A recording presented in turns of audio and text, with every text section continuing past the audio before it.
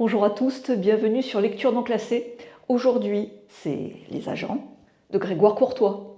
Générique.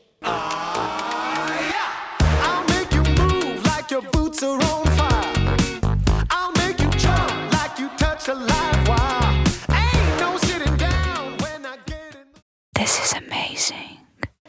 Grégoire Courtois est né le 20 janvier 1978 à Auxerre. C'est un libraire, écrivain, traducteur et homme de théâtre français. Il écrit également sous le pseudonyme de Tristan Saul. Il est l'auteur de 4 romans, tous parus au Quartanier, éditeur québécois, Les Agents, Révolution, Suréquipé et Les Lois du ciel. Les Lois du ciel a été publié en anglais chez Coach House Books sous le titre The Laws of the Skies, sélectionné par le New York Times parmi les romans d'horreur de 2019 et que l'écrivain américain Brian Evenson a inclus dans sa liste des 10 romans les plus terrifiants qu'il ait lus. Grégoire Courtois a fondé en 2013 le Festival international du livre Caractère à Auxerre, dont il est le responsable de la programmation. Il vit et travaille à Auxerre, où il tient la librairie indépendante Oblique. Rétrospectivement, je me dis que si j'avais consacré ces 10 années à faire le malin dans des salons parisiens, à fréquenter les bons cocktails, à me faire voir dans les bonnes soirées, avant d'envoyer mon manuscrit par la poste, je ne serais peut-être pas où je suis aujourd'hui, j'aurais peut-être été sur la photo des INROC qui présentent les primo-romanciers en septembre. J'aurais été en lice pour le prix du premier roman, j'aurais été lu vite fait par un critique de Télérama qui m'aurait qualifié de frais. Il est un tantinet ironique, non ? This is amazing.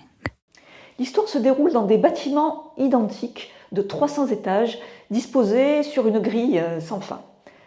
Les agents titulaires qui habitent les tours ne quittent jamais leur box.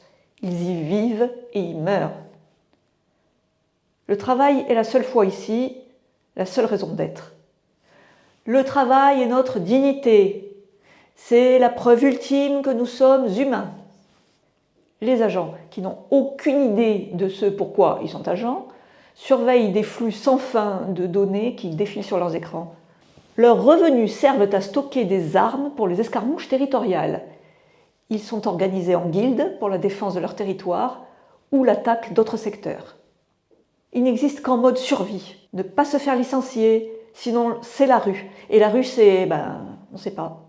Les machines disent que c'est la fin de toute humanité, qu'on devient des chats. Les agents et leurs guildes ne peuvent organiser des attaques que pendant leur pause de 15 minutes et la nuit, lorsqu'ils exécutent des razzias soigneusement planifiées. Les corps des victimes sont ensuite éliminés chimiquement par les machines.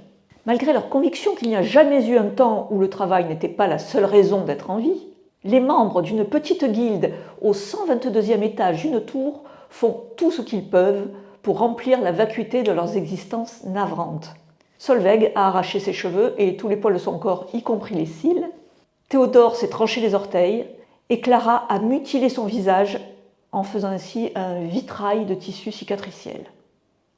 Laszlo semble écrire un livre sur la quête de la vérité et de la beauté. Hic, nouvel arrivant, original et plus âgé que la moyenne, cherche à établir un contact amical avec la petite guilde. Ont-ils un destin ? Si oui, quel est-il ? This is amazing. Là encore, tout est dit par l'auteur lui-même et je lui laisse la parole. On était en 2007. La France se passionnait pour une campagne présidentielle que je regardais avec effarement. Le concept de valeur travail était sur toutes les lèvres. Sarkozy débarquait en terrain conquis contre les tirs au flanc, les profiteurs, les parasites. 1 an plus tôt, devant l'association des cadres supérieurs et dirigeants de France Télécom, Didier Lombard déclarait « Je ferai les départs d'une façon ou d'une autre, par la fenêtre ou par la porte ». Suite à la privatisation de l'opérateur téléphonique en 2004 et sa nomination au poste de PDG en 2005, Lombard s'était donné pour mission de débarrasser l'entreprise de 22 000 postes sans avoir recours au licenciement. Il invente, à cette époque, une méthode managériale basée sur l'intimidation, la déstabilisation et la dévalorisation des salariés dont on souhaite le départ. Il appelle ça le plan Next. 4000 cadres sont formés pour mener à bien cette opération de dégraissage par le harcèlement. Le 2 juillet 2008, Jean-Michel Laurent, 53 ans, père de 3 enfants, employé à France Télécom, est au téléphone avec sa déléguée syndicale. Il lui dit « Je te laisse, le train arrive ». Il se jette sur les rails. Un peu plus tôt, il avait envoyé une lettre dans laquelle il écrivait « Voilà enfin la fin d'un long calvaire.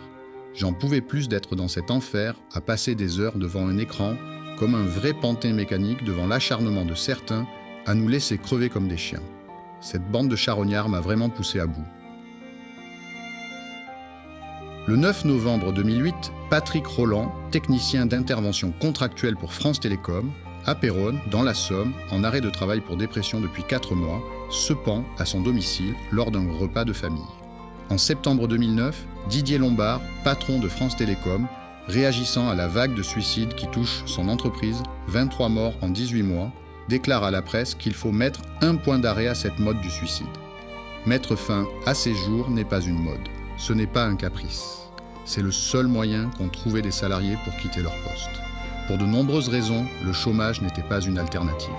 Dans ce contexte des années 2000, où les solutions sont évidentes et les problèmes sont méprisés, où les start-up fleurissent avec leur légion d'entrepreneurs aux dents blanches et aux chemises ouvertes, où les discours sur la valeur du travail sont martelés par les hommes politiques, de droite et de gauche, par les centrales syndicales, où un sondage révèle que les Français ont plus peur de perdre leur emploi que d'être atteints par le cancer, il ne subsiste qu'une évidence.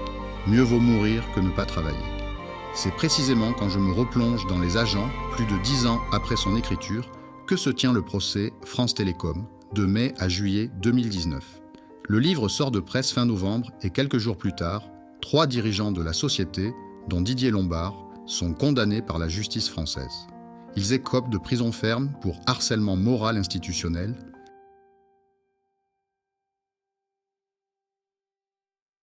Les agents vivent et meurent pour une seule chose, le travail. Souvent aussi, ils mettent fin à leur jour, par défenestration. Les images présentes dans le livre sont celles qui me hantent, aujourd'hui encore, des corps tombants du World Trade Center aux martyrs de France Télécom. En 2022, une pandémie plus tard, les grandes entreprises ont généralisé le télétravail. L'aliénation du salarié, cloîtré dans son bureau, vissé à son écran, a muté. Elle prend à présent d'autres formes, elle se loge dans des dispositifs plus discrets. Elle tient tout entière dans un smartphone qui affiche les emails professionnels jusque dans l'intimité du foyer, dont les notifications martèlent d'âne des tâches à accomplir ou des informations à consulter. Est-ce que cela rend les agents moins pertinents ? Ce sera à vous de me le dire. Pour ma part, j'imagine le futur, les décennies à venir, l'obligation de rationalisation des coûts. Qu'est-ce qui sera le moins cher quand le prix de l'énergie aura explosé ?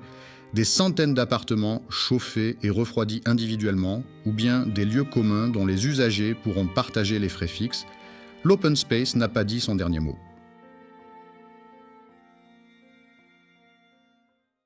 Il n'a pas fait la peine de prison. Moi, j'ai regardé sur Internet, il n'a pas fait.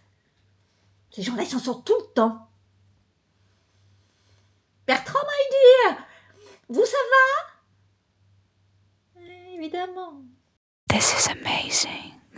Les dispositifs narratifs comprennent un point de vue pluriel, à la première personne, entrecoupé d'échanges par chat et des flux informatiques d'entreprise.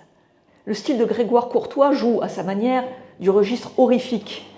Les descriptions cliniques des chirurgies de Clara sur elle-même et sur d'autres rivalisent avec tout ce qui se trouve dans le répertoire de David Cronenberg.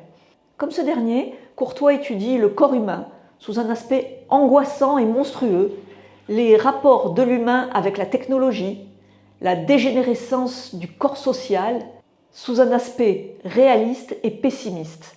En janvier 2022, The Agents, traduit par Rhonda Mullins, est paru aux éditions Coach House Books, et le 1er septembre 2022, Les Agents paraît en poche chez Folio SF. Ce qui devait être une série de courts chapitres écrits pour être dit sur scène il y a près de 15 ans, a finalement suivi une trajectoire inimaginable. This is amazing. En plus de rappeler Cronenberg, Les Agents nous renvoient à High Rise et Concrete Island, l'île de béton, de James Graham Ballard, Fight Club de Chuck Palahniuk, le drame de survie sud-coréen Squid Game et le film Brazil de Terry Gilliam. La fin du monde n'existe pas, écrit Courtois, ou plutôt, c'est un concept qui représente différentes choses pour différentes personnes. Si nous entendons par fin du monde le crépuscule de l'Homo sapiens, S'agit-il d'une perte plus grande que la décimation des forêts de mangroves ou la perte du bourdon à taches rousses? Certains pourraient simplement appeler la fin du monde un nouveau départ. Au revoir, à bientôt, et n'oubliez pas, la littérature SF, c'est un piège. I'll make you move like your boots are on fire.